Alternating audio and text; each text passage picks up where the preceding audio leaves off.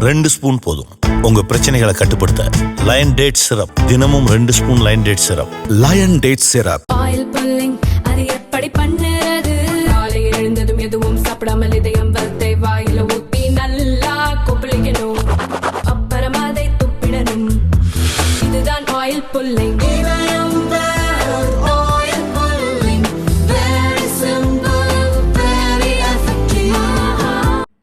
ஜெயலலிதா பிறந்த நாளையொட்டி சென்னை அதிமுக தலைமை அலுவலகத்தில் நேற்று நடந்த விழாவில் முன்னாள் அமைச்சர் செங்கோட்டையன் பங்கேற்கவில்லை.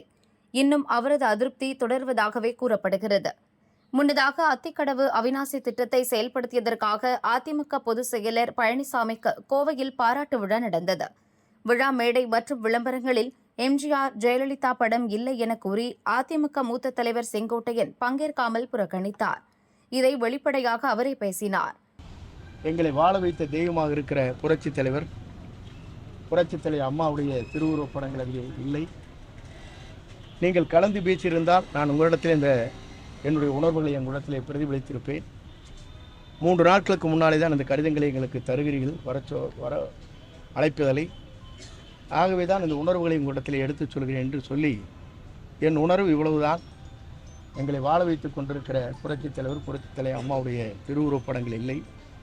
இந்த திட்டத்தை துவக்கி வைத்த முதலே 2017 அம்மா அவர் சட்டமன்றத்திலே உரையாற்றுகிற போதும் சரி, தனபால் அவர்கள் சட்டமன்றத்தில் இருக்கின்ற போதும் அத்திக்கடவு அவனாசி திட்டத்தை நிறைவேற்றி என்று குறிப்பிட்டார்கள்.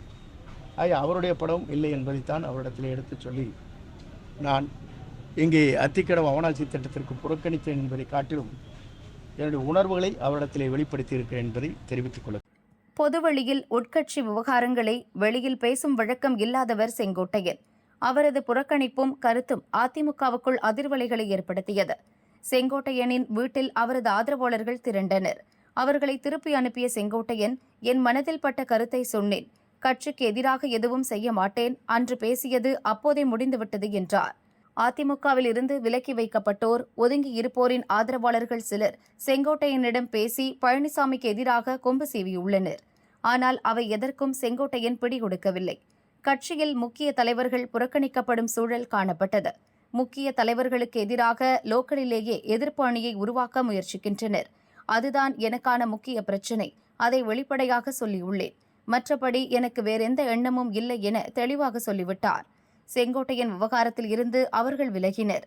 செங்கோட்டையன் அமைதியான பின்பாவது பழனிசாமி பேசி சமாதானப்படுத்தி இருந்தால் இந்த பிரச்சினை தொடராது.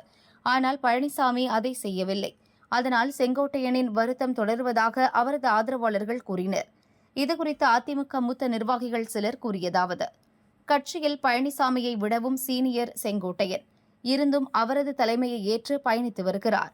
மற்றவர்கள் போலவே நானும் நடத்தப்படுவது அவருக்கு வருத்தத்தை தந்துள்ளது.